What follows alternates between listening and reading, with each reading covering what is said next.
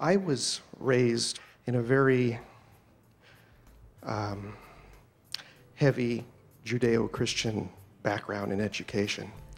And I was programmed to believe about God and about Jesus and salvation. And what were you programmed to believe? That if you don't accept Christ as your Savior, there is no salvation in the next life. Well, now let's soften that so that it feels better to you. Okay. Interesting that in the room just now, Jerry pulled a Bible from the drawer and just opened it. And Jesus said, "Ask and it will be given." And Jerry said, "This sounds very familiar."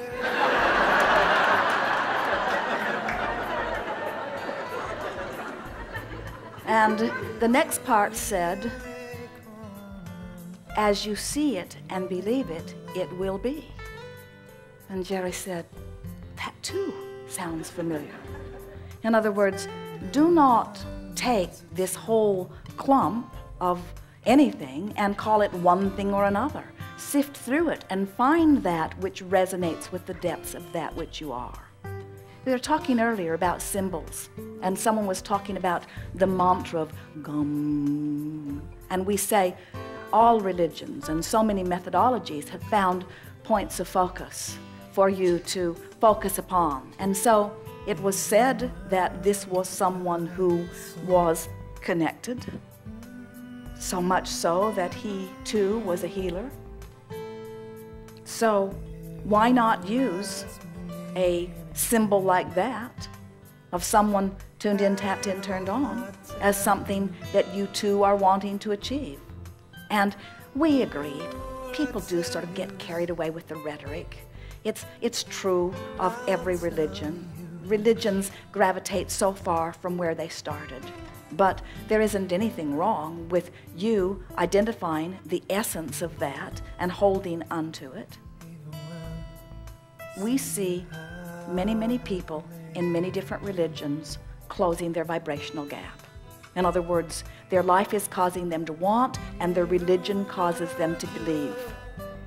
And so there is nothing wrong with religion, and there is nothing wrong with that religion. But guidance outside of you can never replace guidance within you. And in fact, if you are really listening to what Jesus and so many others had to say, that was their dominant message. That kingdom of heaven that you are seeking is within. Now, we don't know how they got to the place that they're at. In other words, we agree that there are a whole lot of people who profess that as their religion who are very far from being connected to source energy. You can tell that because they don't feel good. Anyone who is angry in their religion isn't living it. Yes, I see. But we don't want you to describe yourself as a recovering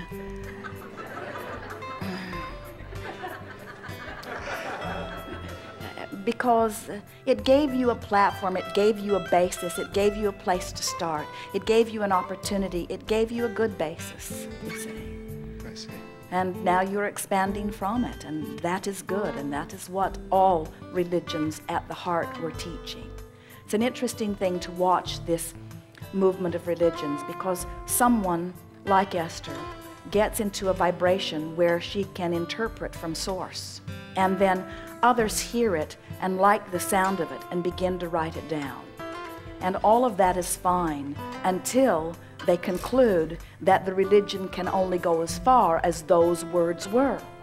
When the whole point of an experience like this, and everyone that was at the heart of every religion that you know of was interpreting in some way. In the early days of Esther and Jerry doing this work, they did a radio show in San Antonio.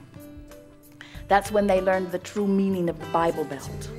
because the radio interviewer was not really having anything about them. How they ended up on the show is still a mystery to them.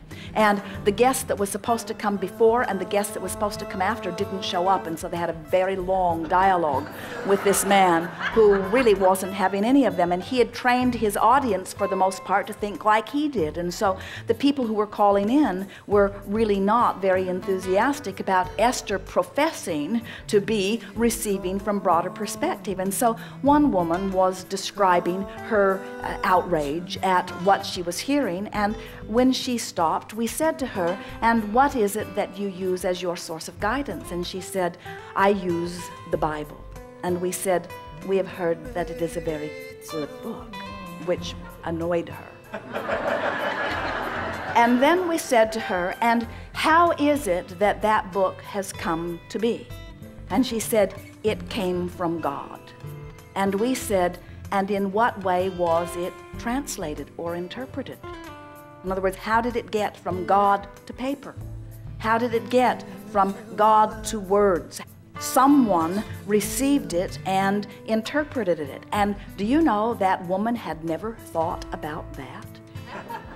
She had never thought about that. It had never occurred to her to think about that. All she knew for sure was that nobody ought to be now speaking from non-physical energy. Nobody ought to be professing that they speak from God, because God stopped speaking the day that book was finished.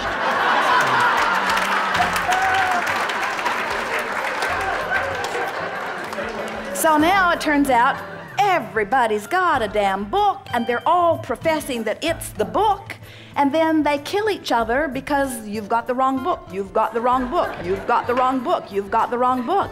And we say, bury those books. Let them be. You all have access to source energy.